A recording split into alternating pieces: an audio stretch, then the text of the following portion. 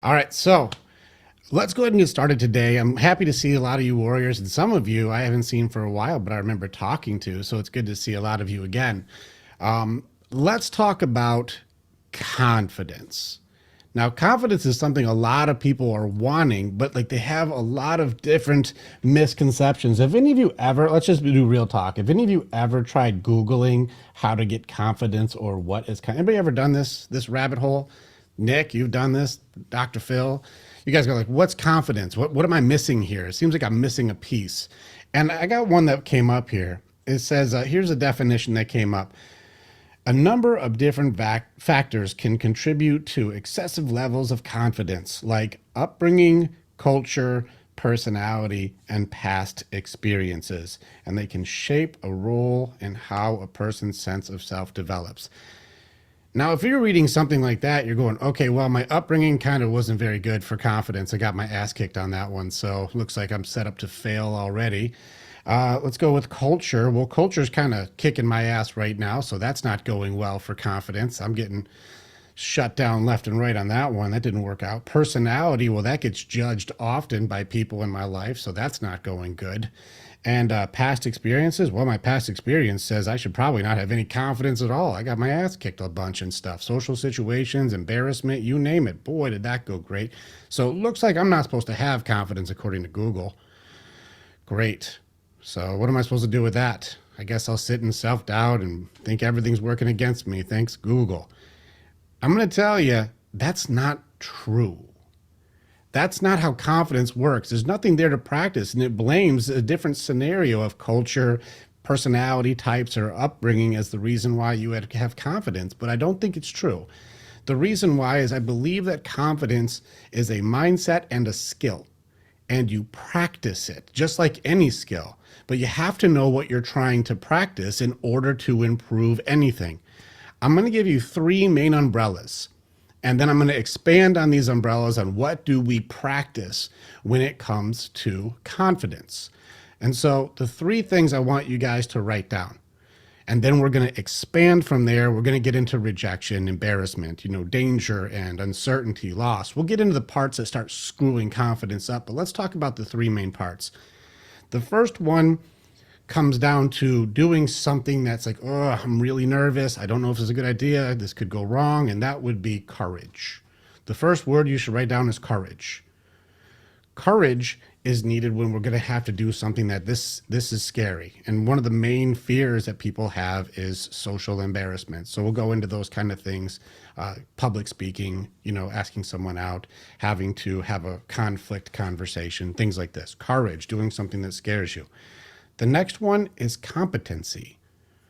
Are you competent? And what is competency? Did you practice? That's essentially what it is. How much did you practice? Makes it so you become more proficient at anything. And think of anything that you've ever started. How about a new job or something that I don't know what I'm doing on this first day, but after you've done this for a year, 2 years, 3 years, you could do it in your sleep. Or even a skill like driving. At first, very scary, very frustrating. I don't feel very good or confident in this field. And then now after years of doing it, you're sitting there on your phone eating a taco while you're driving with your knee. Like it's no problem at all. Not saying that's safe, by the way, but just saying that I think some guilty parties are in here, Nick Fitch. Some guilty parties. Anyways, the last one comes down to certainty. And this is probably the most important one and one that we're going to break down really, really hard.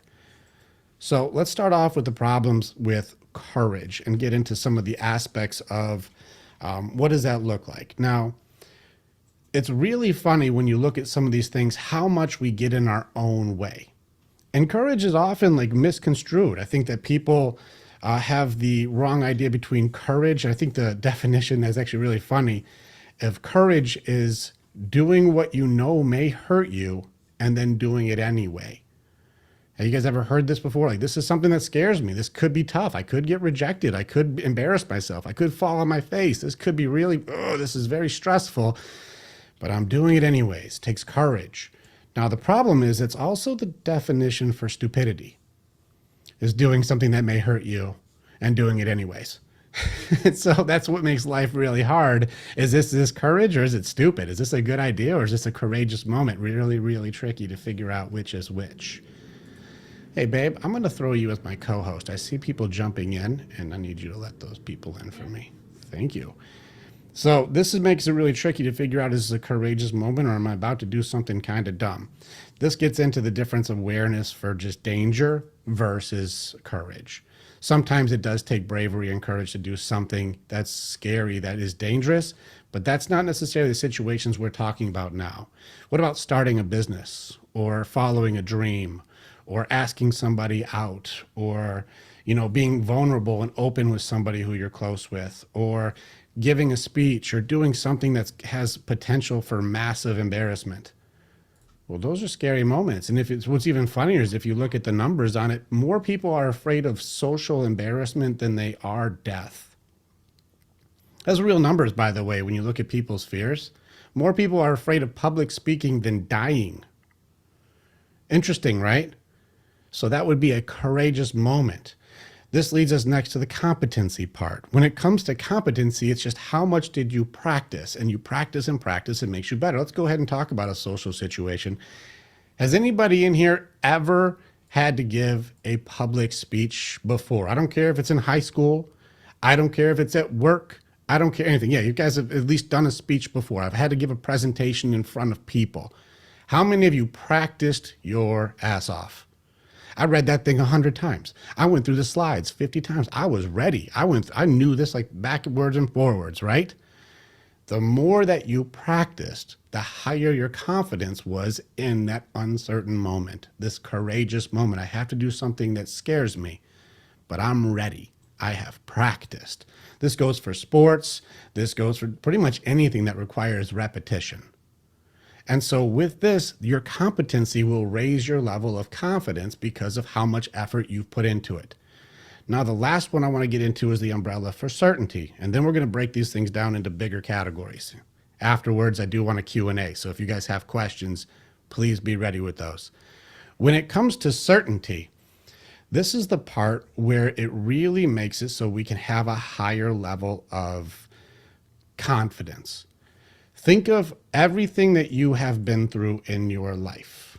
Think about like all of the rejections. Think of all of the injustices. Think of the pain that has happened, the embarrassments, the abuse, the abandonment, like the neglect, the harm, the hurt, the things that we've been through. We've been through some stuff. Have any of you guys ever had any hardships? Anybody have any tough times in your life? Yeah, for sure. Now, this is where you have to do a quick inventory. How many of you have not survived it? Dude, what's the survival rate so far that you have after all the things that you've been through? What's your survival rate? Everybody here have less than 100%? Anybody here not make it so far? Joe's got 100% survival rate so far. He ain't never died. Anybody else have 100% survival rate? Everybody else make it through? And so when we look at what's really funny is we have so much uncertainty over the possibilities of what could go wrong in the future, which is how fear works. Giving you all these what could go wrong, this could go wrong, this could be bad. And when we're stuck in these possible things that can go wrong, we're not looking at the fact that we have a 100% survival rate in even the worst case scenario of this embarrassment, this loss, this thing that could go wrong. Well, it's not going to be the hardest thing I've ever gone through. What are the odds of like asking somebody on a date or giving a presentation or taking a risk to start something that may be a passion or a dream of yours? What are the odds that that's the hardest thing you're ever going to have to go through? I would be hard pressed. It's not. I would be hard pressed if that's the hardest thing you ever have to go through, is just something didn't go according to plan or the way I wanted it to. Let's go into the aspect too, when it comes to uncertainty or certainty of what's going to happen in the future. This gets into a little bit of an aspect of causality. And what that means for causality is like everything that has happened has led to another thing in your life that has happened. And every loss that we've ever gone through has taught us a lot more than our wins. Why do we avoid having tough moments when us overcoming tough moments has really shown us how tough we are and how capable we are and how strong or smart or resourceful that we are. And with that aspect, there are 4 pieces to certainty I want you guys to assess. And some of you have heard this before, and so some of you haven't. But there's 4 things for your confidence in this area of certainty that I want you to assess. Go ahead in the chat for any of you guys who have this stuff. I want to see who has these abilities or who has these pieces. If you have these, put in the chat a number 1. If any of you have problem solving skills, you're able to solve problems. You have done this before in your life and a problem has come up in your life and you have figured it out. All right, looks like a lot of people have this amazing ability. All right, let's go into the next one. How many of you have creativity? Sometimes I got to get outside the box. I got to step out and figure out a way that's not necessarily according to the plan, and I figure it out anyways. I still see a lot coming up here. We got a lot of creative people. People are creative. They can get outside the box. How about this? How many of you have resourcefulness? Listen, if I don't have it, I can figure out a way to get it, or I know who to call, or I can find a way. Like, you're resourceful. I can find a way to get resourceful and figure it out. Right? How many of you have a support system? So, like, there's people who believe in me, or I know I can reach out, or I could get advice, or, you know, if I need to figure this thing out, I know people who have gone through this kind of stuff and they can at least put me in the right direction. Right?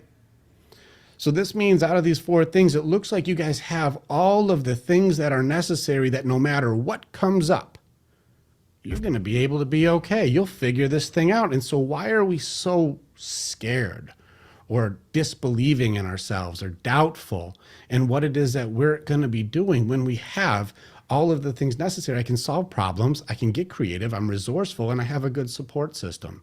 Why am I so nervous? Why do I feel like I don't have confidence? Why do I doubt myself? Why am I having a belief system that maybe I can't do it, or I should shut up, or keep my hand down, or I'm not going to speak up? When no matter what it is, it will not be the hardest thing that you've ever gone through, and you have all the tools to figure it out. Why are we so against ourselves and being able to say, I got this, whatever? What's in the way? Let's talk about some stuff that can hurt. Fear, for one thing, is a big part of this. And a lot of you feel like if you ever have any anxiety, I know 1 in 4 people in America right now say they suffer from anxiety. I don't feel confident because I have high anxiety. I don't know if I can do this. I get really caught up in what could go wrong. Well, you know, not to go too far into how anxiety works, which by itself is its entire class, but anxiety itself is a manifestation of multiple pieces of fear. And the reason you are able to do this is because you have a very powerful imagination and creativity system. You're not screwed up. You're just gifted, and your power controls you. You don't control your power. And there's 2 kinds of people when it comes to these kinds of trainings. You're either trained or untrained. You either know how to do it or you don't. And a lot of times people with a very powerful imagination system, this controls them. I get into all the things that could go wrong, and I have all of them open up. This could go wrong. This could go wrong. This could go wrong. This could go wrong. This could go wrong. This could go wrong. I open up all these tabs on my computer of what could go wrong. And then here I am looking into the future, having all the emotions like, oh, if that goes wrong, that'll feel terrible. And if this goes wrong, I'll be so angry. If that goes wrong, I'll be completely deflated. And if that goes wrong, I'm going to be so embarrassed. And you're looking at all these things that can go wrong. And then you start assessing that it's also the future, which means there's variables I can't answer yet because it's the future. I don't know who's going to be there. I don't know exactly what they're going to say. I don't know this. I don't know that. And so now I feel very uncertain. Now I don't feel like I even want to go. When you get paralysis through possibilities, too many things could go wrong. So I'm not doing anything. I'm not even going to go.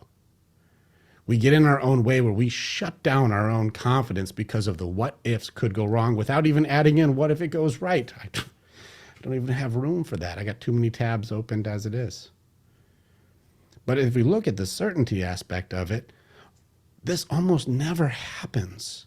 The things we're worried about almost never come up. And if any of them did, I've got problem solving, I've got resourcefulness, I've got creativity, I got a good support system. Even if that did happen, I'd be just fine. So why do I hold on to all of these things that could go wrong? Fear is creating imaginary scenarios to stop you from feeling confident. But you have a 100% success rate in surviving all the things that have gone wrong so far, and every loss has been a lesson. We are far more capable than we were when we had things screw up in the past. You have more training now, more experience, more resourcefulness, and somehow we feel less capable. This is not true. You can practice your awareness to go, you know what? I'm actually curious on what's going to happen. I've got all my tools. I know that I've got all the things needed to be able to figure this out. I'm actually really curious on which one of these it's really going to be. And that gets me excited. I'm actually more confident to see what it is instead of worrying about what could go wrong, because I'll figure it out. This won't be the hardest thing I've ever gone through. And with that mindset, it makes it very easy to have courage to go do something that's a little scary.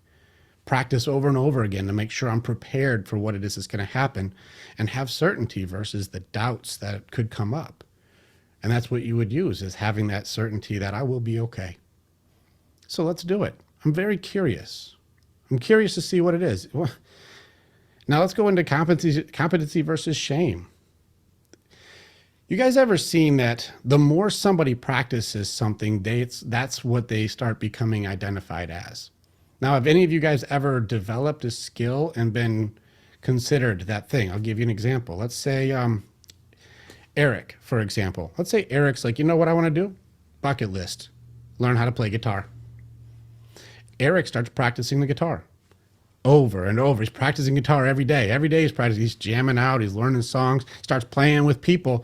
After a while of Eric just jamming on guitars, let's say 2 years, 3 years, 4 years, he just keeps jamming. Do you know what Eric's identity starts becoming? A musician. Eric now has a skill of competency that he has practiced over and over again and feels very confident in doing an ability, because he's put the time in and repetition of I'm just going to keep doing this. And now his confidence is going way higher because he's pushed a skill. This is a choice. He has practiced enough to feel confident. Like, let me play a song, and start jamming for people. And they go, damn, this dude's awesome. That makes you feel good. What did you do? Practiced. The only thing you did was just practiced something. That's all you did. And that makes you start feeling like you're great. This works for dancing, writing, starting a business, going to school for a certain profession. You start feeling more confident in what it is that you know because you have practiced and studied and done the work. And then you start becoming that thing. You don't have to have shame put in there to make you feel bad for who you are when you can practice yourself into who you want to be. Do you see it? You are going to be what you believe you are based on how much effort you put into it. You get to choose this. And I know I said that quickly, but the answer is in there.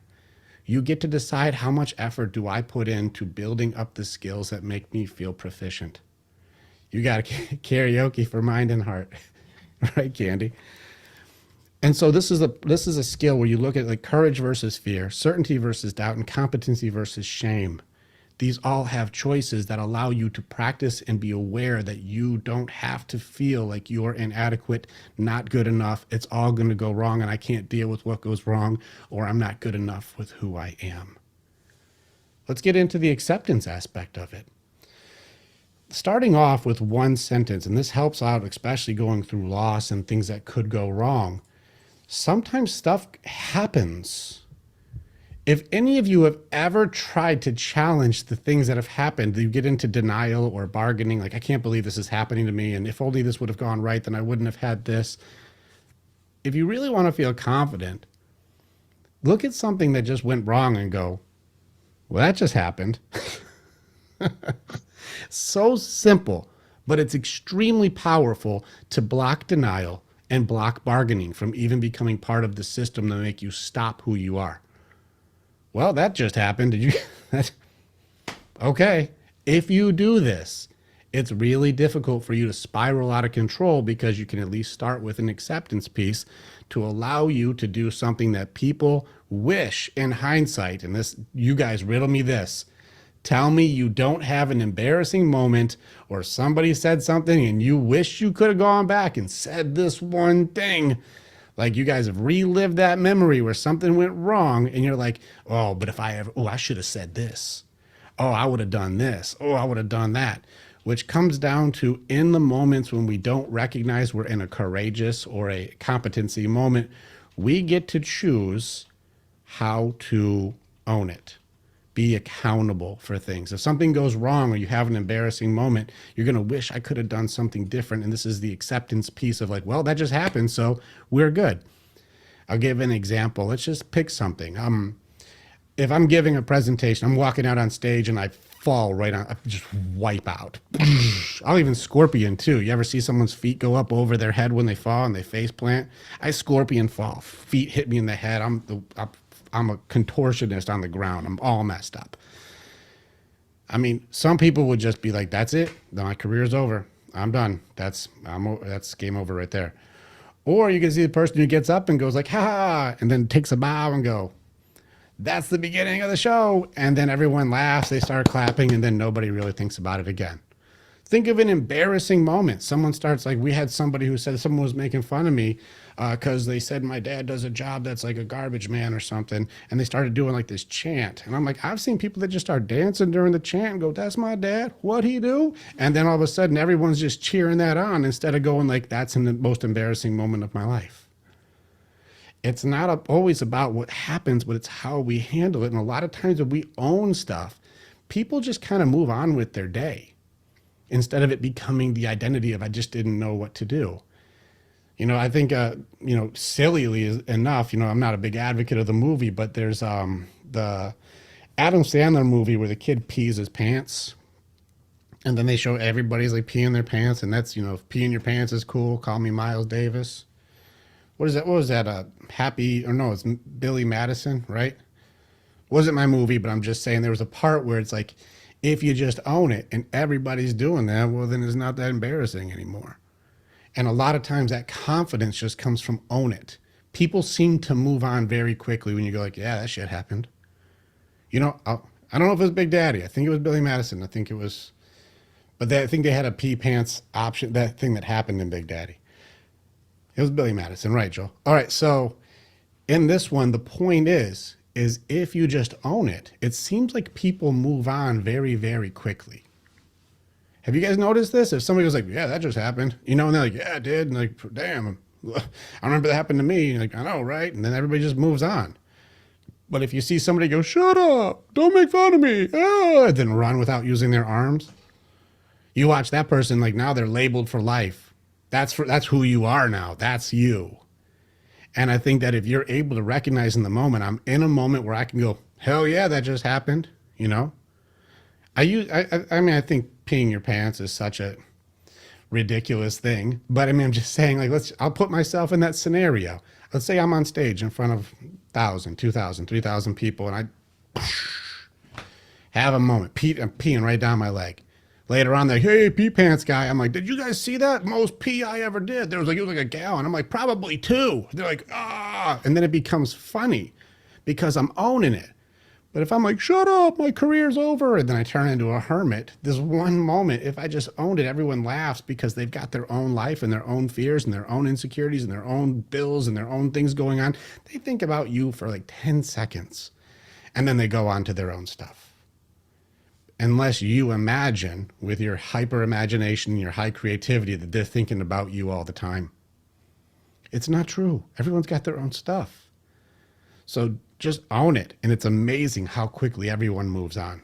It's incredible how much people move on, except for maybe your bully, but that's a different conversation. So after that, let's see. When it comes to being accepted, when it comes to rejection, when it comes to the things that happen where people don't accept you and don't appreciate you, rejection is a pretty clever thing. I actually have a whole thing with rejection. I actually think rejections are only as precious as their rarity. What I mean is, if let's say I'm going to take Patricia.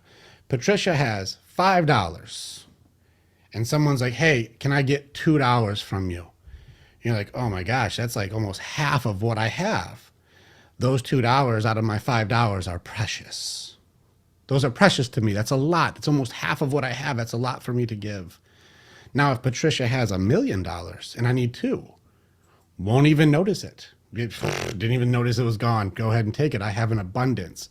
I feel like rejection works the same way. The more rejections that you gather, the less important that they are. But if I've only put myself out there for a few rejections and I only have 10 rejections, well, those are valuable because they're so powerful.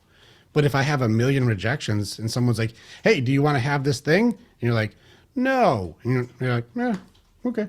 Like, it doesn't even affect you because that's rejection 1 million. I'd haven't even noticed. It doesn't even mean anything to me. I have so many rejections. That one's not special to me. So gather rejections. And the more rejections you have, the easier it is to be confident. And why do you have confidence with rejection? Because I've been through so many. I have certainty that I'm going to be okay through a rejection. I'm no problem. And so when it comes down to doing something that would be scary, a speech, start a business, go for a dream, put yourself out there that I'm going to make a change in my life publicly. Ask somebody on a date. Do something that has a possibility of something going wrong. Make a sales call. Some of you have tough jobs like that where you have to call somebody. They could say no. So what? So what? Let them say no. If the more no's that I have, the less precious that they are. So let me get as many as I can. So rejection is a part of certainty to make it so that the more you gather, the less they're worth. This also gets into how much we change ourselves, though, based on the judgments or rejections of others. Now, we are social creatures. We are social creatures. We do try and adapt to our environment based on the people that we admire or we like, and we change ourselves based on the judgments of others. This is more dangerous when it comes to authenticity than we want to admit. When you start changing yourself based on what somebody else likes, our authenticity starts to become a sacrifice. We start to change us and we start to build a persona or build a mask or change who we are in order to be accepted. And then if we are changing ourselves to be what other people want, how difficult is it to feel truly confident in who we are when we're living someone else's life to make somebody else happy? We're not being ourselves, and it's going to be really difficult to be authentically confident in who you are when you're being someone else. This does get into imposter syndrome. This does get into the masks that we wear to protect ourselves. This does get into the different things that we do to completely dissuade people from our truth of who we really are. Some of it could be makeup, some of it could be clothing, some of it could be materialism, some of it could be attitude or aggressiveness. We change ourselves. I've seen the Joker mask, guys who just make jokes all the time to kind of keep away from my pain or keep away from who I am. My authenticity does not make me feel confident. When we start changing ourselves for others, it's important to ask the question, who do we sacrifice our authenticity for? Who did I change myself for? And the cost of that is going to be you being able to be confident in who you are, because I have to be someone else. For who? When you start catching this, it raises the awareness of the choice of who I am trying to be versus who I really am. And if you can find who you are, it makes it so it's a lot easier to be confident in that part of it. Courage, certainty, competency. I can practice these things over and over again and be authentic in myself. Feel confident in what I do because I put in the work and I know I'm going to be okay. And so that makes me feel more courageous in scary situations to go for it. I'll raise my hand. I'll speak up. I'm going to go for that thing. I'm going to put myself out there as a vulnerable thing to say, I'm going to be successful in this field. And I've never done it before, but I will figure it out. I have problem solving, resourcefulness, creativity, good support system. Bring it on. It's a lot easier when you look at these things, and that gets into the last thing I'm going to talk about before I open up the floor is fear of failure. Fear of failure is a funny thing because I mentioned before, when we lose, we learn so much more than when we win. Because when we win, what do I need to improve? There's nothing for me to get better at if I'm already winning. But boy, if I lose, I think about that a lot more. I think about how did I lose? What did they do? How can I get good at that? What do I need to improve? And then I challenge myself to get better because getting, boom, loss on that one, I'm like, there's something I didn't know and something I need to do. But when you win, how much more effort do you put into improvement than when you lose? So much higher. And so when we start getting almost avoidant, or I don't feel confident because I may fail, and what if I don't make it, and what if I don't, that's going to make you 10 times stronger failing than if you just win everything. Wouldn't that make confidence come in to go, I can't wait to see how it goes, and if I fail, that's a good thing because it's just going to level me up. Look at the work that I put in and look at how much I've grown. Now I see the way, now I see the path, and that's exciting, instead of going, I should quit. This is the part where I just want you guys to really raise your awareness of how much we avoid difficult things. But if you look back at your timeline, if you look back at the things that were the hardest and the toughest that you overcame, it's the most proud of yourself you've ever been. It's the most proud of you've ever been when you had to go through something so damn hard and you did it. Yet we try to avoid those things. I try to avoid those moments at all costs. I don't want to feel bad. I don't want that. But that's when you kicked ass the most, is when you were in it. The things that you had to overcome, that makes you so proud. And even still, look at some of the things that were major losses in your life: a bad breakup, a divorce, lost the job, something bad happened that led to something next that was great, that never would have happened if you didn't have that loss. How many of you got fired from a job that was like, I'm not really that big of a fan of this job, but then later on found something that was really, really great? Or you had the courage then to say, now that I'm out of that, or I'm not stuck anymore, now I'm going to go and do something for myself. I'm going to build my own thing. I'm going to do something that I feel fulfilled in, or I'm going to change it to something that makes me actually happy. Being able to have a recognition that losses lead us to the next step. Sometimes it's necessary for the next chapter. Why are we so afraid and feel so uncertain? Because of the unknown? Have confidence in the curiosity of what's about to happen, because you have all of the tools necessary to be successful. This is a skill. It is not something you're born with. It's not because of your environment. It's not just because of your upbringing. It's not because of personality types. It's because I am practicing recognizing courage moments. I'm practicing recognizing how much do I practice over and over again on the skills that I need to be able to be successful in what I want. And I have certainty that no matter what it is, this will not be the hardest thing I've overcome, and I will figure this out with my tools.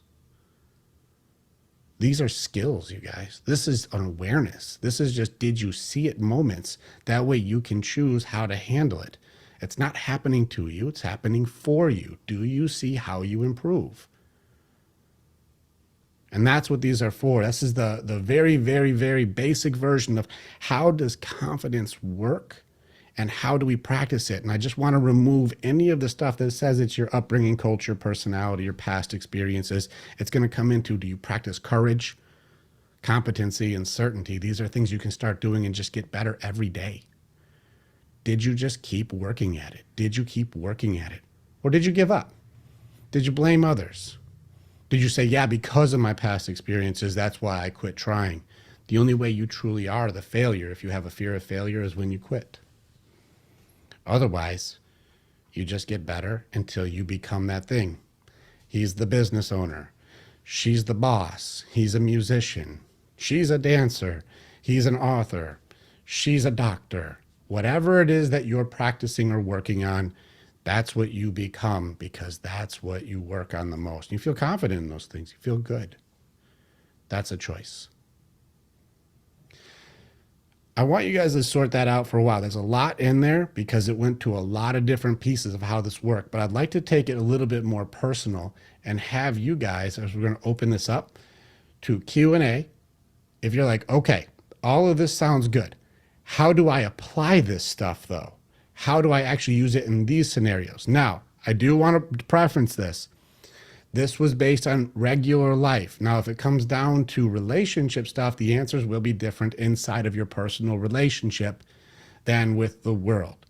Most things outside of your personal relationships are going to be different rules, because inside our relationship is obviously different rules. So I'm going to preference that's where I'm at first. because I think relationship one is an entirely different training. All right, Joel, unmute, brother. I can't wait to hear from you again. Let's go, man. Yeah, this is finally a time that works for me. Okay.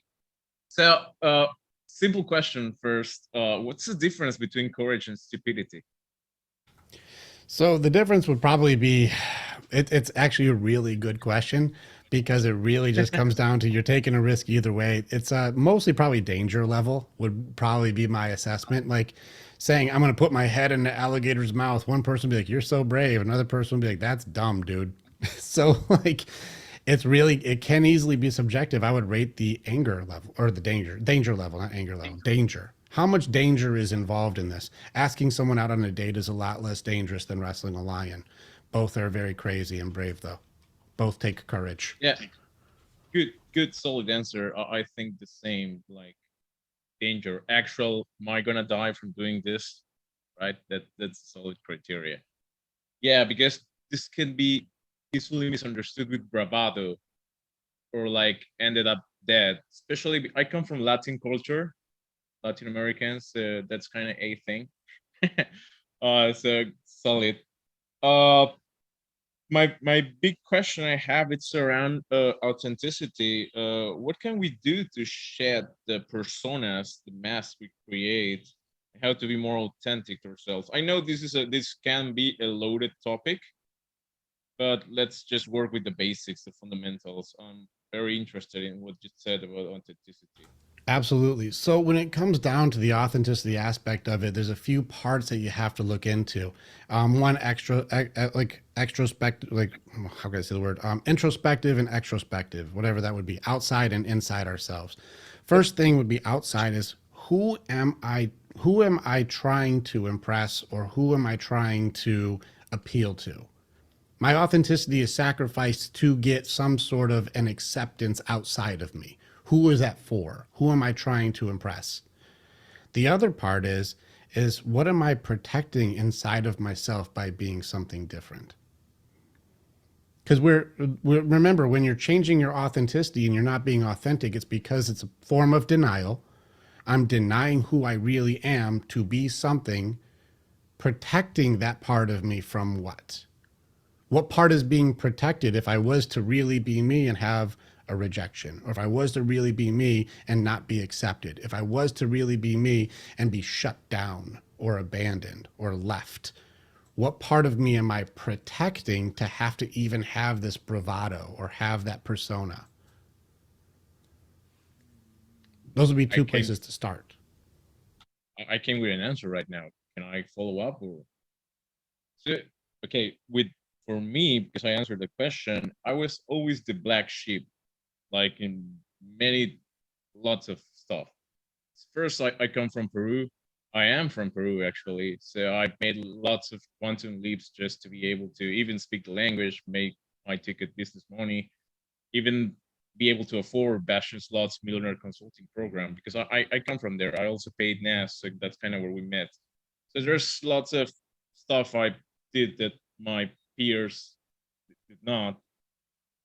And at the core, I always I suffered quote unquote lots of backlash from being this black sheep with my thinking processes and there's lots to unpack there. So I'm very curious about I'm on a journey of shedding those personas. But this is what came. So what would be one suggestion now that you have this new piece of information or one question you have for me that works? The answers are in the questions, of course. In which All right, case, brother. I am the black sheep compared to who? Socially, my family as well. Okay. So compared to your family, how many of them are you? Many of them are you, of course not.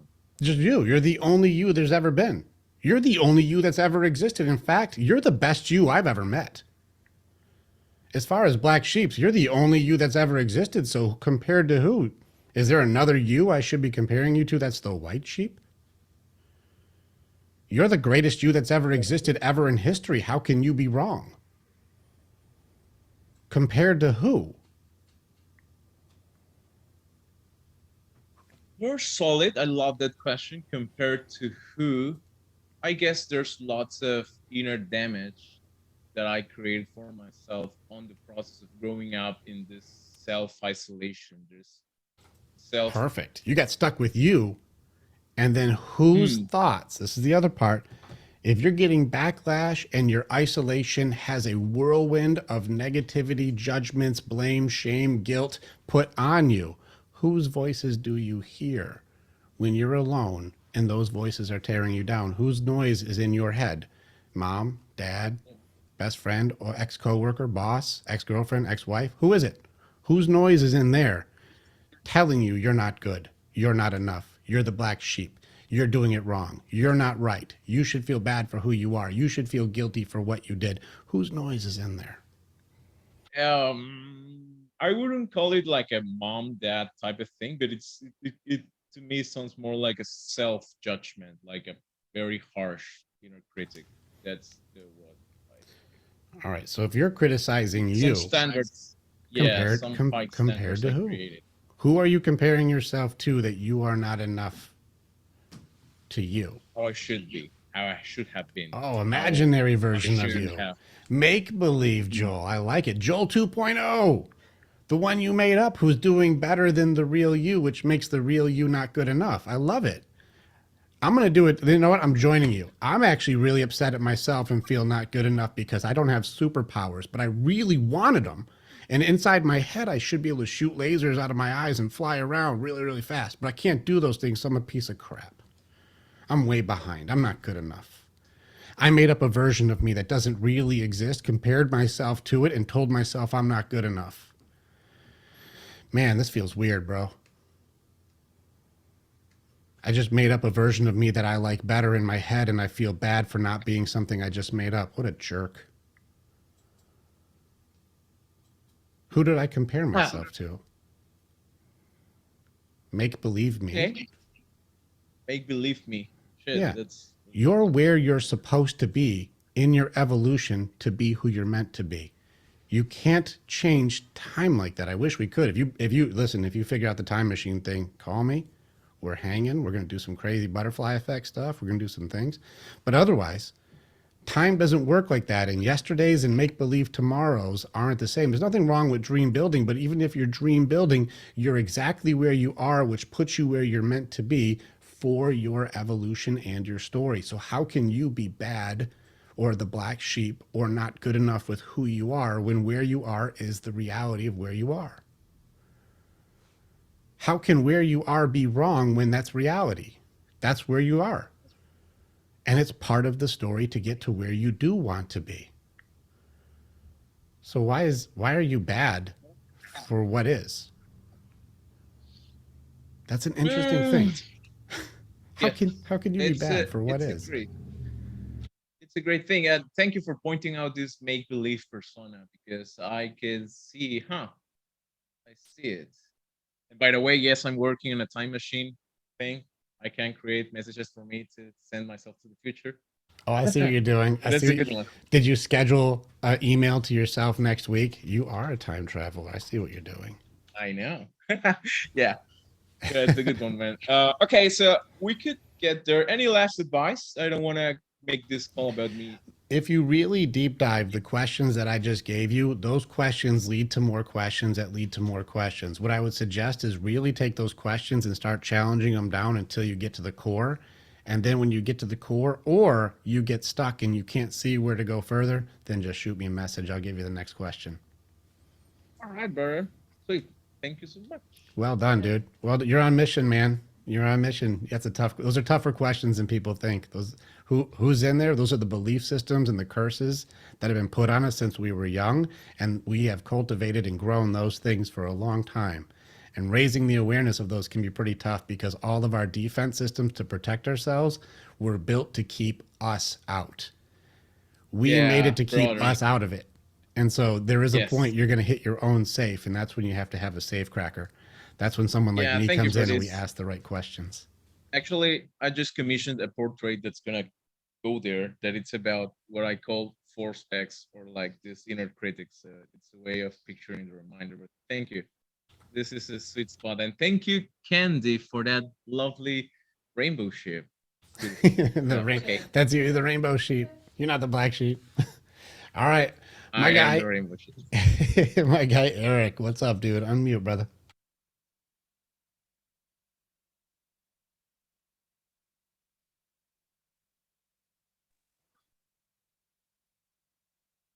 Ruh-roh, Raggy. Let's go ahead and unmute you. That was a Scooby Doo reference.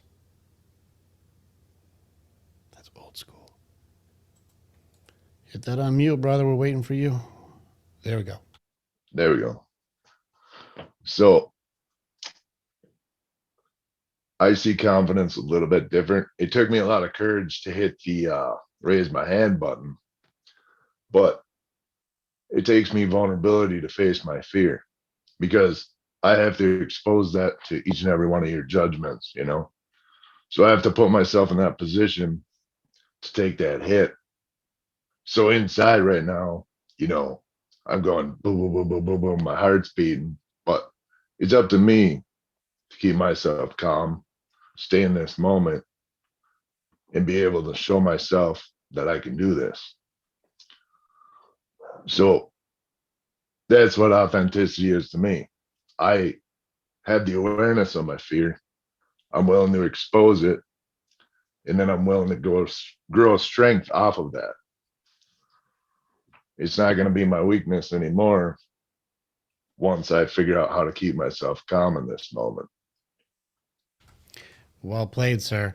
On this one, I hear the two pieces. This is where people do. This is a Brene Brown thing where they think that vulnerability is weakness, where you realize that vulnerability is courage. The people who step up to go, I have the courage to be able to put myself out there. That's when you see somebody on stage who's like sharing their guts and crying, or like, man, that was the hardest thing I've ever had to go through. Nobody ever goes like, what a sissy. They go like, to have the guts to be able to share that in front of everybody. That's courage. That is courage. So to say, to raise my hand, ugh, I'm in front of all these people right now and I've got the guts to raise my hand. That's courage. And then I'm going to share that this has got, my heart's beating and this is a tough thing for me. That's courage. Now, the reason you did that too, and this is where you get into the certainty aspect of it, Eric, how much danger are you in right now? Absolutely none, but my brain tells me I am, because my whole life I was told to be silent, not heard, and my opinion didn't matter.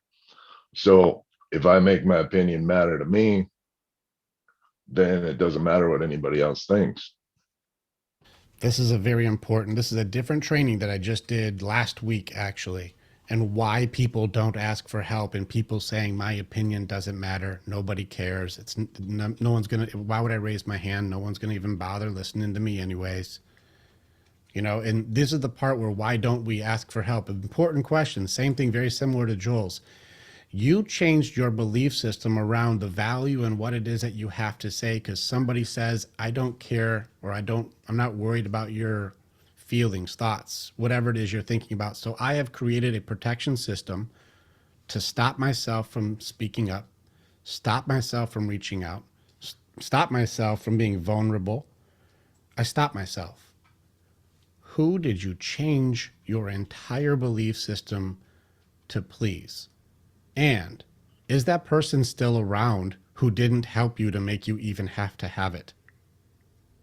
Well, it's the ego that you create with your fear because you don't want to face that feeling again. So then you go into your imagination and you create a world that, oh, if I do this, if I do that, then everybody will be okay. But you based that future off of a past experience. There was a Correct. feeling that happened. Who did that? Well, we can go there. This is It where was my mom, you and you I may know? go there later, but this is where Yeah. this may have been a teacher who shamed you in front of everybody, or it could be an ex-girlfriend who put you down or didn't care, or it could be, you know, a parent who just shut up and do your work, you know, be seen, not heard. Like, this could be put in there, but you're not born with this. You're not born feeling like you're not worthy of listening to. Kids don't do Well, that. I found out we give up authenticity for connection, you know? Like, we can't have an honest communication or conversation because we're worried about the approval of others. Who? Well, the people you think that are going to reject you that are more important than yourself, And then you change yourself for who? those people that are more important than you. How did that work out for you? I already knew the answer, because,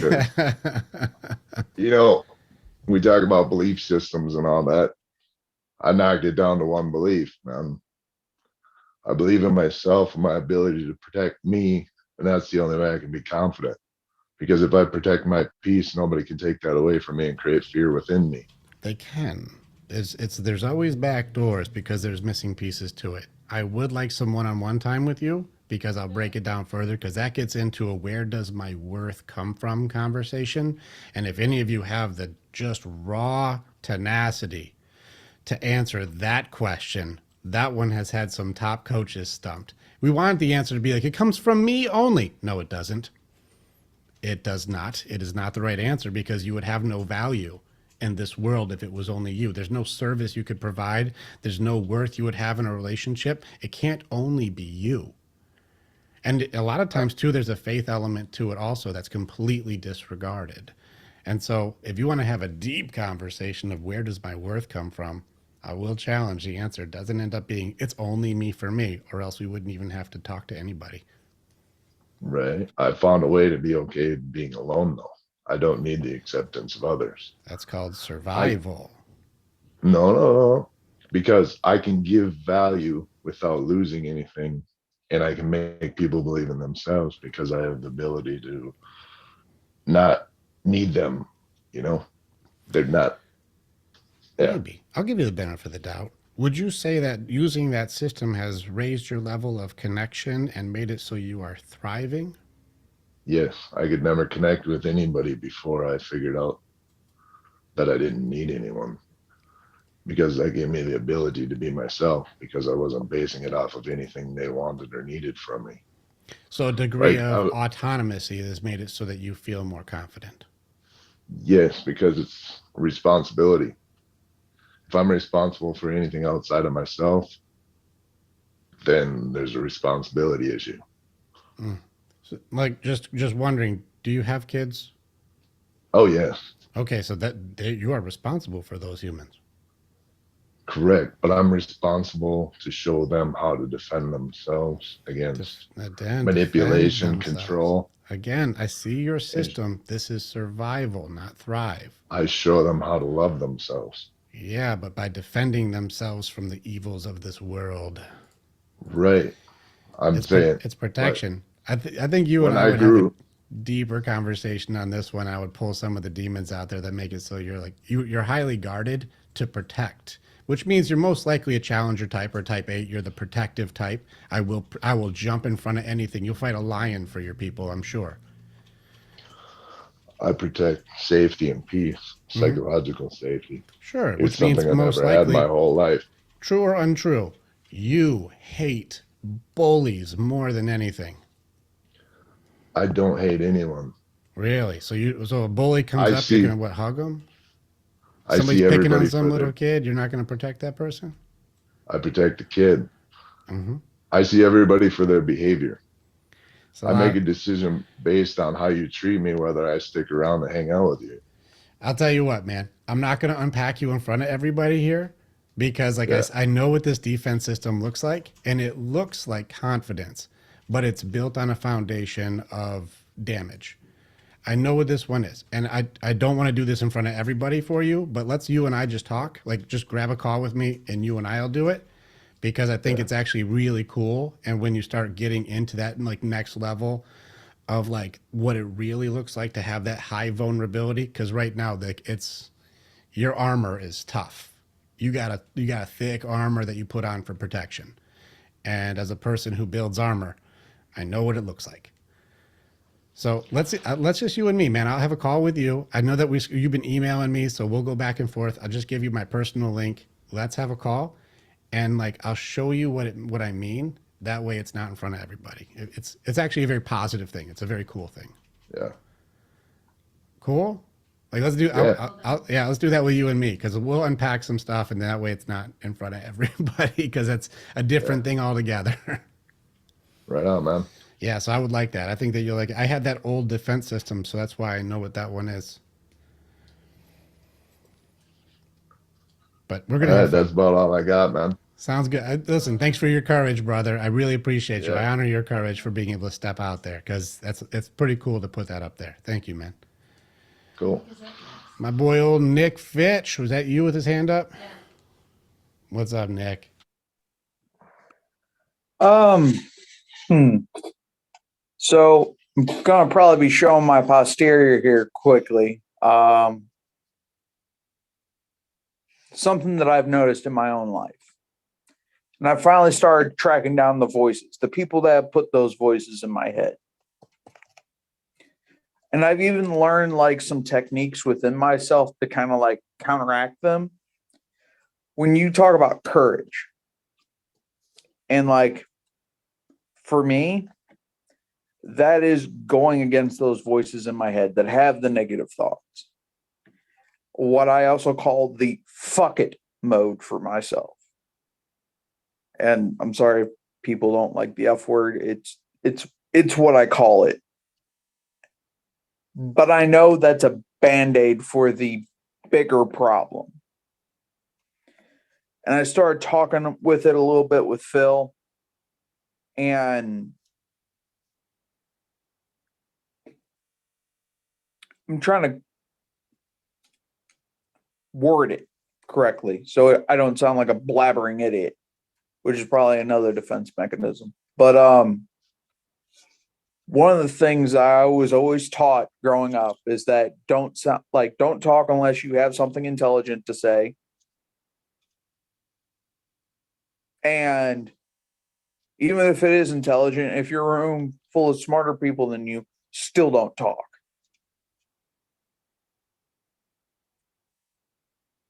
So like right now, I feel like I'm in a room full of smarter people than me, and I'm like shaking. I think I'm doing a pretty good job today.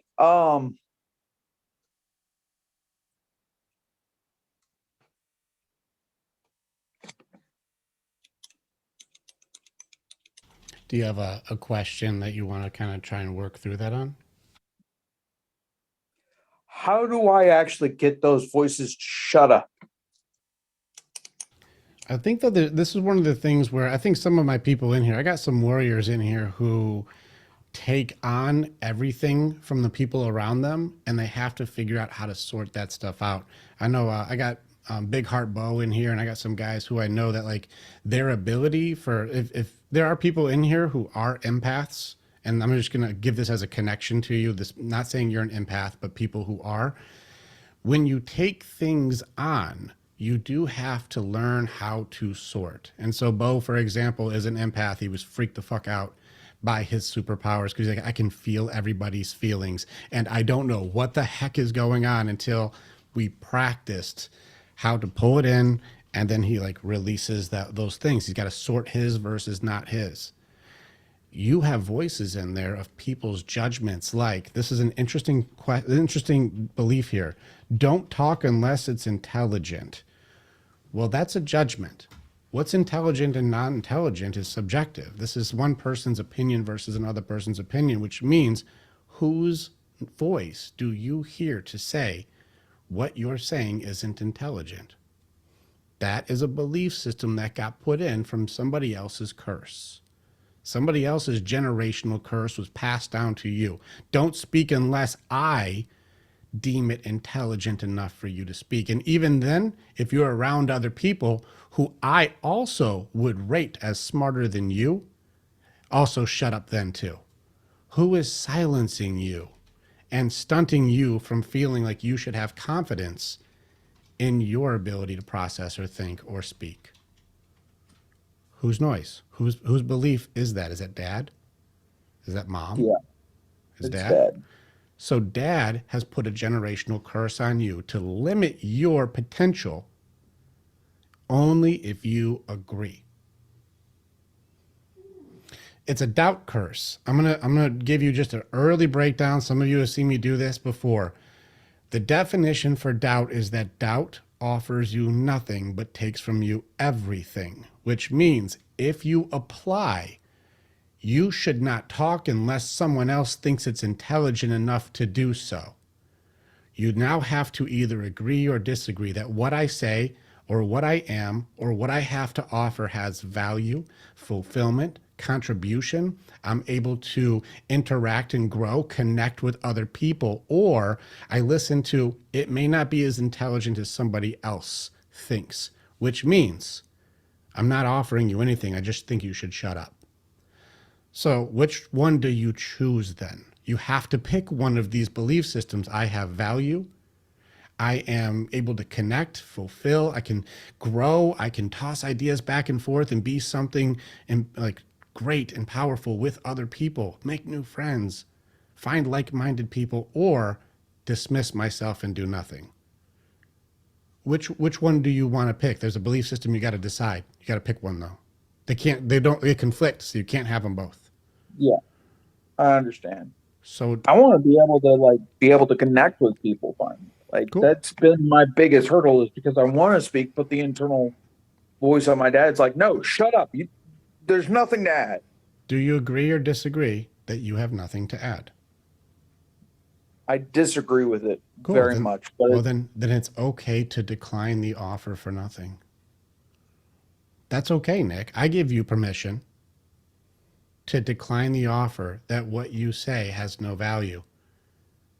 I'll give you permission away from your dad to say what you have to say is valuable. And I appreciate you for having the courage to stand in front of all these people and say, I'm going to face this part of me that has put me down for a long time. This belief system my dad put inside of me to say that I am not good enough, I don't have anything intelligent to say, and I don't deserve to speak. You now have the ability to choose in front of all of us to say, you know what? I decline the offer that I am not worth listening to, and I'm going to share value with others because that's how I connect. You can still be that individual that you are, and we accept you for that. And right now, you're sitting in the middle of something that's so confident to do. Face a generational curse of somebody who told you you're not enough and say, you know what? I'm going to challenge it, Dad. Maybe what you said isn't for me. Maybe it's for him, and I decline your offer. Understand that a lot of times, you guys, our parents were doing the best that they could. That's it. Everybody's doing the best they could. When we're growing up, everyone's trying to do the best they can with what they have. It doesn't always mean that they nailed it. Your dad that's the best he knew, Nick, to tell you to shut up. Don't talk. That's him doing his best.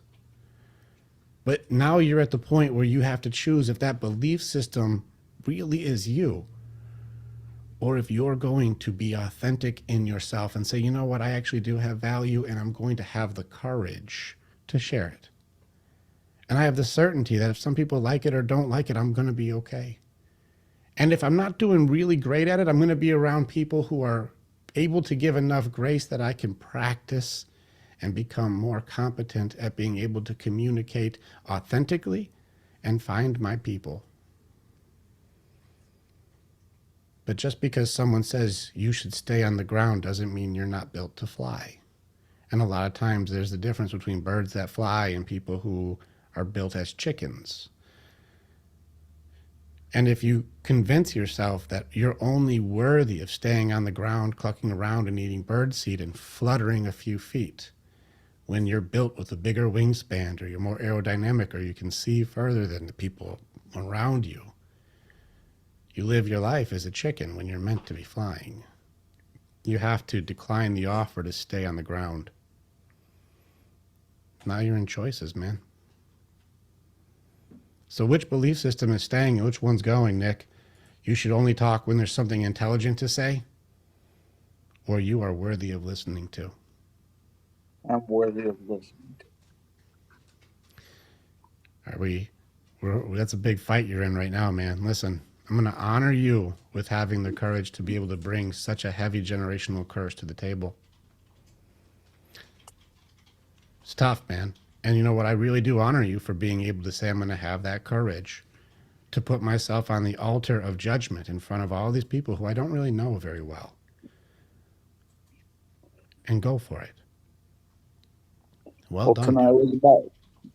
tonight was about it. So fuck it.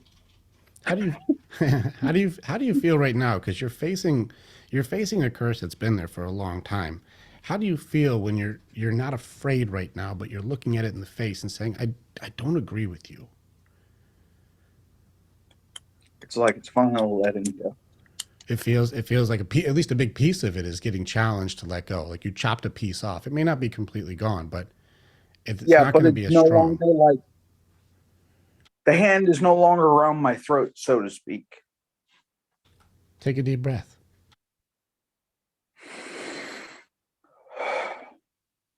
It's a little easier without a hand on your throat. Yeah.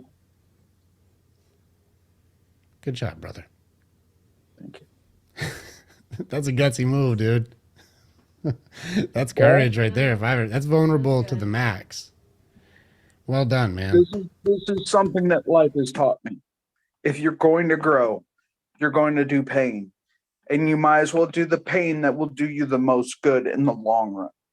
Because no matter what path you take, it's going to be pain. And I much rather do the pain that lets me grow in a direction that I never knew was possible. Yeah. I call it visiting discomfort. How long did we just talk right there to put that thing out? 5 minutes? 10 minutes? Something in there? Few minutes, right? We just visited discomfort real hard, very uncomfortable, very tough. Yeah. But you feel better afterwards. Same thing with working out, same thing with doing work. You're going to visit discomfort for a short time, but how long have you been holding that in on yourself for when you don't face it? This makes you You Years. want the actual time measurement? just rough estimate. 33 and a half years. Right. So we got 33 years of feeling very uncomfortable every day, or we visit discomfort for a few minutes and feel better the rest of the day. Visit discomfort. Have the courage to face something that's difficult for a short time so you feel better for a long time. Anybody who's ever worked out, getting to the gym is very, I don't want to do that. But after you're done working out, you're glad that you did. Everyone feels better after. But visiting discomfort for a short time makes you feel better for a long time, but avoiding that discomfort makes you uncomfortable all day. It's tiring. Courage to face and visit discomfort, and you'll feel better in the long run. This is the choice. But a lot of times we avoid that. We avoid it. And we start ending up just living a life of being uncomfortable all day. But if you look at the difference, it's like almost like, you know, an emotional slap in the face versus wearing emotional wet socks all day. Which one's worse? Because I think all of us would take a slap in the face over wet socks. That's the worst. Sorry, I'm just. Oh, God, that's gross feeling already. Well played, sir. Well played. Proud of you, man. I'm really proud of you, Nick. Good job, bud. That's good, man. That's what confidence looks like to me. Having the courage to put yourself out there in front of people and being able to face something very difficult in front of everybody. Powerful, man. Confidence. That's a confident thing. And this is where I show honor to you guys. Thank you guys for showing up to this. Do we got any more questions? Anybody else want to put something on there? Yes, Richard is up next too. Oh, Richard Child. Yes. Let's go, brother. Oh yeah. Hey everybody, thanks for coming. Thanks for becoming part of the tribe.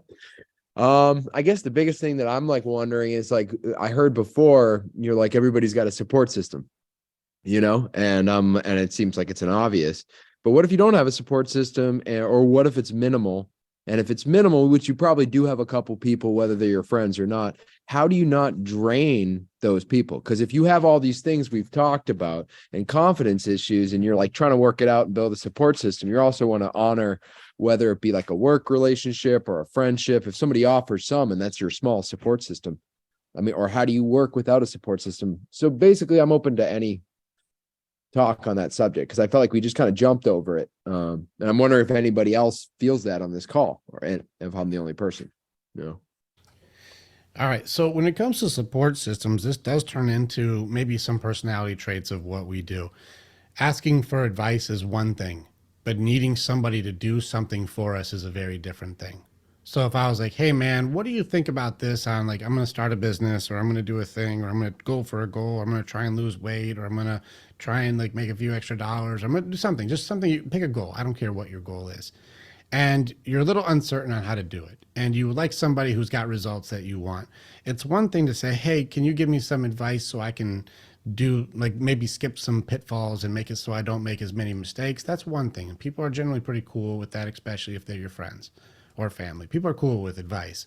If your support system is, hey man, can I live with you for free for 6 months and you just pay for me for all the stuff, and maybe also can you invest in my business, and can you also make sure that this, and you're like, whoa, there's a difference from like, can you be support versus can you support me on all the things I need. There is a difference. And so it depends on what level of support that you're trying to have from other people. And so if it's something simple like, hey, I'm about to do this thing, I know you have that already, what should I watch out for? And they'll be like, okay, watch out for this and this. You're like, dude, I was just about to do that. Good advice. Thank you so much. I'm going to go get it. That's one thing. But if you're like, can you give me 20 grand so I can do it? You better give me a business plan. Like this better be ironed out, because that's not a support thing. That's me investing and putting myself out there for you. Now I'm at risk. And how much risk do we put our support system on does start becoming a drag versus a benefit. So what do you mean by that, Richard? Is it something where you're like, we need them to do more for you? Or would, the simplicity of advice or just knowing that somebody believes in you be enough?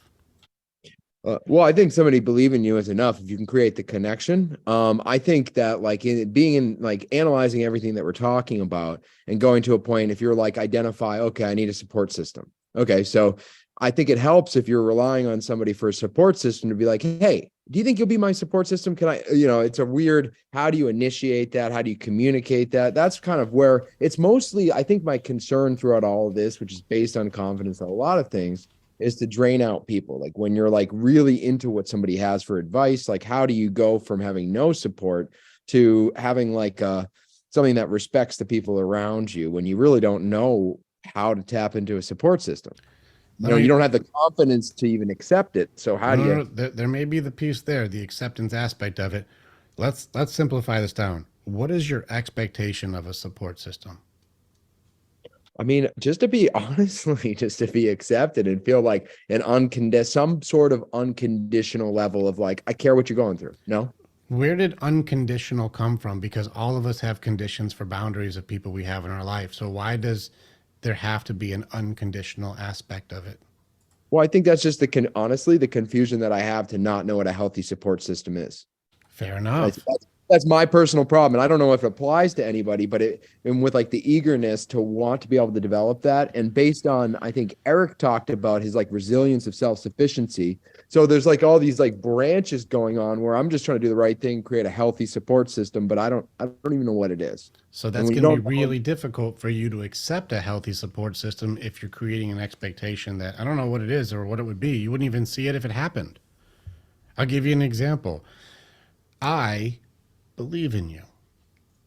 Is that enough? I mean, it's cool. Rick, when you tell me you believe in me, it makes me smile just like this. So that's pretty solid. You have a support system. Is there more that you need though? I mean, no, I mean, because my support system comes through. I think it's like a lot for me is like projecting the confidence and the eagerness to solve this thing inside myself, to be part of something like that. And so really it's like for me, as you probably know, is like over communicating, over explaining, having doubt in myself, So yeah, again, it goes back to those are your internal battles. What do you expect from a support system while you battle inside yourself? What do you expect from them? I'm afraid to honestly have any expectations because I don't know. Based on my family, based on a lot of stuff, and like really valuing human connection. And that's why I end up being in situations where I'm helping people. Because I found that if I'm helping people, then I never really have to worry about like overtaking or draining or anything. And I keep myself in a safe place. But then I don't know where I belong. Yeah, I don't know. All right, Yeah, so I already see the pattern on that one. My value comes from me helping you, and the more that I can help, the more value that I have to feel like I have a support system. So I have to keep helping you in order to be supported, in order to feel like you'll be there for me. I have to keep doing tasks, keep fixing things, keep building things. I have to keep doing things for you, and my helpfulness brings value so I can have the worthiness of a support system. Is that something that Yeah, you've been you're right. stuck in that? And then as soon as you're with somebody, and let me guess, you're choosing people who are really struggling because they need a lot of help, and because you're helping people that are just at their lowest point, you're not getting the reciprocity that you would need from a support system to help you also grow, because they're only taking because that's where they're at. Yeah, I was thinking that exact same thing today. And I was because it's a mix between a victim and then being able to be like, oh, I picked this person. I know they're not emotionally secure enough to even support me or themselves. So what would I ever expect? So then I take it personally. So when it goes back to like, the healthy beginning of a foundation of a support system, so it's like coming from that, it's like really not knowing. And that's why it's like, okay. I think with the support system, let's just go ahead and give like a rule of 33 here, okay? Now, some of you know what this is, some of you don't know what the rule of 33 is. In order to have a healthy support system, understand that you are going to be the average of the people you hang out with the most. And so if you hung out with only CrossFitters, for example, that's all you do. I have 5 CrossFit friends, you're going to be the 6th CrossFitter. You hang out with 5 business owners, you'll be starting a business within the year. You hang out with 5 people who all are just they're in love with painting, you'll be painting within the year. Who you hang out with the most, you start to do the behavior. So choosing a support system should have at least a few aspects for balance. Now, you don't have to be perfect at this, but at least have some time that's spent this way.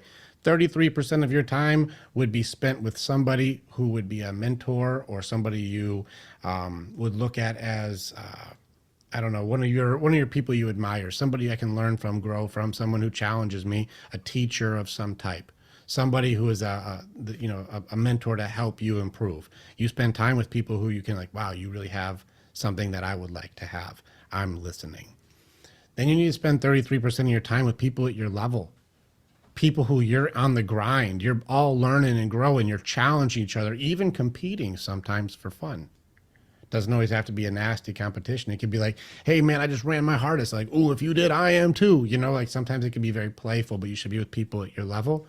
And then spend some time too with the people that you've been building your entire support system on, which is the people who need help and you can pull up. There has to be a balance though, because if you're only spending all your time with people you're helping, how are you competing to grow for yourself, and who's teaching you to improve? Which means you don't change, you don't improve, you're only giving, and you have no support system to grow. All you are is just you're giving. It's got to be balanced out a little bit. You have to be able to have somebody who's actually challenging or pushing you, people who you're also growing with who push each other, and then people that you're helping up out of tough spots because you're a little further ahead. Does that make any sense? Oh yeah, it makes total sense. Yeah, go ahead. This is where you try and look at like the inventory part of yourself. What does my actual system look like? I have no mentors, nobody I'm running with, and I just help people out. Well, you're the average of who you hang out with the most. How are the people who you're helping? I mean, they're doing good on their own way, but I'm knocked down and I'm drained. So like I'm dealing with like low frequency things that are like, I'm now getting back into old programs that I've realized and I've moved past, but I'm revisiting old programs of myself based on being around these people. And I'm like, I'm stuck. Correct. But I'm like, I get it because I've already gone back and forth, Which then knocks down your confidence in being able to build a support system, because I'm looking at the results of all the results I have from the choices that I've made for building a support system. And once I look at it, the answer seems to be You're like, oh, that's not so good at all. That's not the support system I'm trying to do. So this is where we have to take a little bit of inventory on ourselves. We have to look at what do I have right now after all the decisions I've made and how can I improve what I'm looking for. I need to have people who are doing really well that I'm learning from, people at my level, and then I still have to have a fulfillment that I help people. You still have that, but it can't be all you do. Hopefully that gives you at least some guidance to go like, let me try and change the support system a little bit. Let me tell you too, simple isn't easy, just so you guys know. Even if that's the answer, finding qualified mentors or people that you admire or listen to is difficult. Mhm. You know, it's tough to do to find those people. That's why I'm thankful to have a webinar like this or time like this with you guys to go, let me give you some stuff to help you go a little bit further ahead. This is part of my rule of 33 is I don't know where you guys are at in your life, but if I can pull anybody up today, this is me doing part of my 33. I've got people that I do podcasts with and people I spend time with who I learn from and I get challenged from by them. That's part of my group that pushes me up. And then I've got my warriors who I go to battle with, people who I run right next to. I've got my dresses and I've got my people who I'm sitting next to who I'm going through. I've got my Dr. Phils. I've got my people who I'm going into battle with.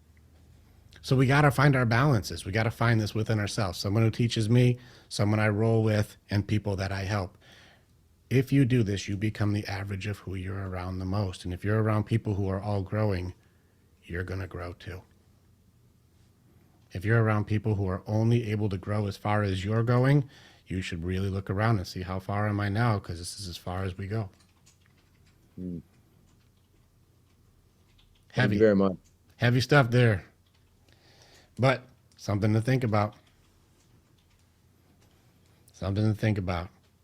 Very good, man. That's a courageous one, but it's tough with the support system part. But problem solving, resourcefulness, creativity, support system. You don't have to have them all, but if you're blessed enough to, what can stop you? Very cool. Anybody got any more questions on this? I see Candy's very active. I like that.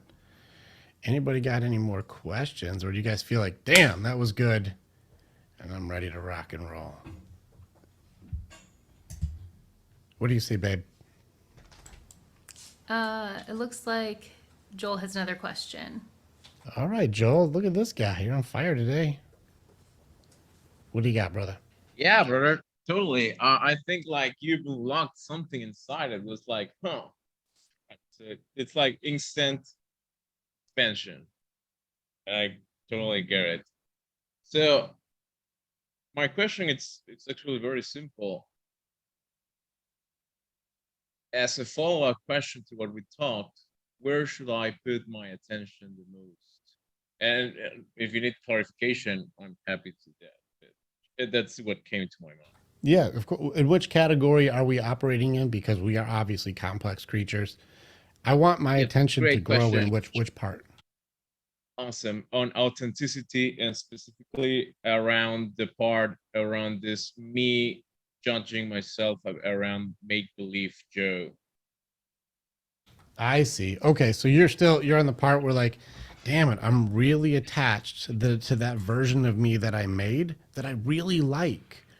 Like I really admire and enjoy, and I'm almost like, even tell me if this is true or not true, I'm even proud of the version of me that I wish that I was. Why am I not that? The millionaire that's a version tough or the one. super successful version or the one who's top of the world, that version of you. Like tell me about what it is you're Yeah, comparing yourself to. I'm more like I'm disappointed that I'm not that superhuman. Yeah, you're right. Let's look how shame works. People have guilt and shame mixed up. Guilt is feel bad for what you did, but shame is feel bad for who you are. Yeah, brother. And so if you're comparing yourself to imaginary version of you and saying, I don't measure up, you're making you feel bad for who you are compared to someone who doesn't exist. Does that make sense for your belief system? It makes a lot of sense. It's actually it's always been my biggest critic has been against like not what I did or didn't do with who am I, not enough. That type of that strain. And the main And person I you totally compare get the yourself shame to, part. like the main person you compare yourself to doesn't exist. Is that true? Yeah, I wish it existed. You're right. But they're not real. That's, I mean, that's like me being mad I'm not, I don't know, Prince Charming or something. That guy's not real. It's in Disney. Hmm. Okay, so where does the shame plays a role? I think it's a big role. You're beating yourself up for being something that doesn't exist. But this is here's something too. Like, who is the person who has the success that you want, or at least you has pieces that you wish you could emulate a lifestyle like? Who is the person that you've like kind of chimeraed that what you're supposed to be? Well, that's a big question. I would answer that who changed a lot as I grew. I don't have it. I mean, I can tell you some names, but it's not even. And not.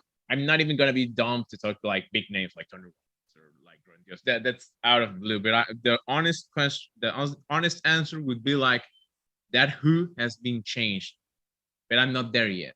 That's been always my answer, and so it's a me against me thing. So I can. I put a lot of strain on myself. Geez, yeah. You said a sentence that stood out to me. I'm not there yet. You picked big names, but you said I'm not there yet. Do you Yeah, feel and now let's scratch big names. Like I'm never gonna talk eight-figure business owners. That's out of the scope. I never want to go that high or make that sacrifice. That's out of the blue. That's not. I think when I meant it's like I have some names. We could talk Bastion, for example, but that's even like I would say like that level too. It's like a bit too much for my taste. well, I Like mean, still totally plausible for you. His level is very feasible. yeah, I get it totally. My kind it's more around the I would like to make something big around YouTube or like the influencer type where it's not business. And I'm gonna get into too much hurdle. Yeah, but at the core, the answer stays. I have some. Yeah, the shadow, the against has been changed, but it's not external; it's internal. I Right, would frame it but like it's chimeraed from pieces of all these different people. And what I mean is you've created pieces. imaginary Yes. you with pieces of all these different people that you like, that you wish could be you, and I'm not there yet, which means who I am isn't good. I think it's important that I'm not there yet. Let's just do it. Let's go ahead and do some make believe here for a second. We're already making up humans. Let's go ahead and make believe some stuff a little bit here. Let's say you're there. You made it. You have it. What's different? I trust my capabilities. So I made it. So if you made it, I then trust you my can trust. skills. Then you can trust your skills as soon as you make it. Once you're big, then you can trust your skills. More like proof of concept type of thing. Okay, so once it works, then I can believe that the proof is in the pudding once I actually make it.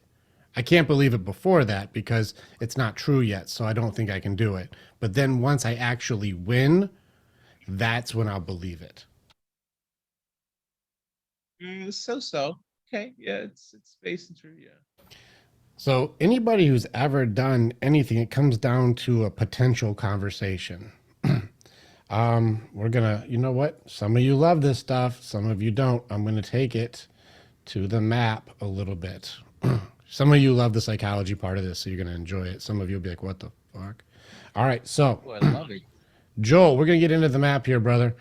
We're in this Okay. section right here. Now, before we start getting into the doubt aspect of what's going on here, let's go into the belief aspect of it. Right now, we're in this. Right now, I don't know if I can do it. Your belief is in here right now. There's some doubt that attacks your motivation that's giving you the feeling that goes into your belief that I can't. How much potential do you have? This is an important question. How much potential do you have? Like, I won't say infinite, but like a lot more. Well, if you have, almost infinite or a lot more potential, what's stopping you then?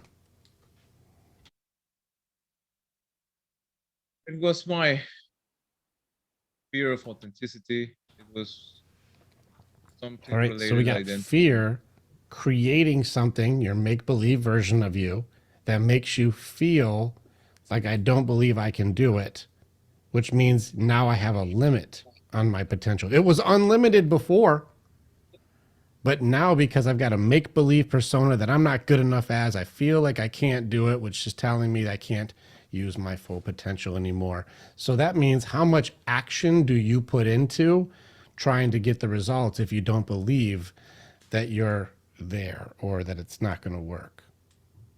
Yeah, for sure. I can see it's significantly capped. Mm-hmm. Correct. If you believe it first, you start going in with high potential. You do massive actions, and massive actions gives you massive results, which then refuels your attitude around it to give even more potential, more action, more results. When this is going positively, you're on fire. Now, if this make-believe guy that you created starts making you feel bad, that you're not where you believe you should be, you give less potential because it's capped. Your actions are even lower. You get pitiful results or results you don't like, which makes your attitude feel like I can't do it, which you start to believe I can't do it. Doubt starts creeping in, destroying the motivation you have that made you feel like you could. So now you believe you can't. Less potential, less action, less results. I quit. This Yeah, for system, sure, brother. this system is where you're playing right now. You're in this thing where I have to have it before I believe it, but it's the opposite way around. You have to believe it before you have it. And if you believe I'm not good enough because I made believe I'm not where I'm supposed to be yet, nobody started at the top. Every person had to take each step. But the thing is I have to believe I can do it to take the next step. It's one step at a time. Yes, And right now, if you had it, then you'd believe in yourself. You won't make it because you're going to be waiting to believe in yourself to take the next step. That's not how it works. You have to have that confidence aspect of, you know what, I believe in me. Even if I don't have the results yet, I have to believe in me first. That's the Seems certainty part. Yeah, it comes back to the fundamentals of belief. Yes, you're right. Everything starts and ends with belief. What you believe you make true. If you believe you can or if you believe you can't. Either way, you're 100% right. And some of you love being right. But right about what? I can't do it. I'm not good enough. I'm never going to make it. I'll believe it when I see it. You won't move. Your potential has now just been capped because your confidence in yourself has been limited. This means that your actions will be very, very small. Your results will be even less and more revealing that you should have an attitude or a belief that you can't do it, which now means your unlimited potential has now become limited because that's what you chose. Jake's got a great question. What if it's an old version of yourself? You're going to have to face the old version of yourself. You're going to have a real talk and see, do the belief systems of the old me match the person that I want to evolve to be? And if they don't, you have to choose. My default program that I operate under, is that who I want to be? Otherwise, I'm going to be not there yet forever. And I'll be comparing myself to what I wish I was, but accepting the beliefs of who I was.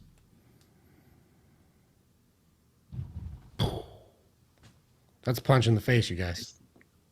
Yeah, bro. Did you hear it? Let's I dig heard it to when I said it. I was like, I heard it. I love some punches, man. All right, it's a belief trial by fire. Let the cleansing begin. Okay. You believe first. You have to believe first. It all starts, the belief has to come first. And if your belief system is limiting you, that's how far you're going to go. If you believe you can or believe you can't, you are right. That's the certainty aspect of confidence. You have to have courage to face it, but there's a certainty of I'm going to make it. Then competency comes into this whole entire belief system. I'm going to keep getting better. I'm going to keep getting better. I'm going to keep getting better. I'm going to keep working. I'm going to keep getting better. And the more you do, the better you get until you become one of the best. And that's how it works. Beautiful said. So, gonna check what are my beliefs in conflict. Courage, competency, certainty. If you practice these 3 things, everybody who's brought something up has had a piece of this so far. It's under the umbrella of these 3 things. They're practicable. They're skills. They're not, you're born with it. It's not your environment. It's not true. But it does get into the belief systems that we have about ourselves. That is the final answer, but that in itself is an entire training. Sure, man. We'll save it for another day. Now it's about the leaf at the core. It's mastering the fundamentals. Period. Thank you. Correctamundo. Well done, guys. All right, I gotta be honest with you, babe. I feel pretty fulfilled today. I feel like we did the thing. You did a good job. So for any of you guys, if you're like, okay, I love this stuff. This was cool. I want more of this. We are, you guys can book calls to be able to have conversations if you want to. We have options to be able to join groups for what we do. A lot of my warriors are in here right now. And this is just a piece of what it is that we do. We go into breaking these curses for real. The stuff that Nick even brought up, we go deeper than that. And we do some very, very powerful things to build your authenticity, build your confidence by understanding who you are, what the enemies within look like, and then how to battle. If you want more information, Andrea just put the links in the chat here. Feel free to grab those up, copy them. But also, I'm pretty confident too, Randy will be sending out emails to follow up with everybody if you want more info, or if you just want to see some more content or be involved in the next webinars or whatever it is that we do, you're all more than invited. So it's been an honor to be able to serve for you guys and serve with you today. Hopefully there was some value that you've seen from people being able to have the courage and confidence to be able to raise their hand and ask difficult questions. And you can say, I can relate with that.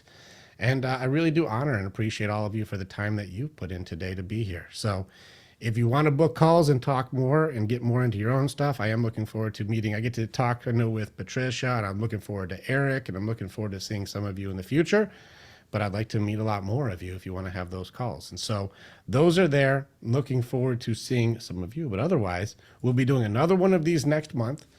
I don't even know what the topic is yet, but it's going to be awesome, I'm sure. And then I'm looking forward to doing more with more of you in the future. So if you want to work with us, check it out. Have a call. See if this fits for you and our philosophies and our style of facing your fears or beating back the parts of you that have held you back and getting rid of those forever. This isn't counseling. This isn't therapy. This is warrior training. We teach you how to be authentically the version of you with true power. Like you feel more confident and stronger than ever because you get to be you without feeling like you have to live another life being someone else. So in which case, if you want more, book the call, have some fun with us. Even if you just want to talk, the first call is for free. So just come hang out or check out some of the more content. We're putting out podcast stuff and all kinds of things all the time. So no shortage of information out here from us.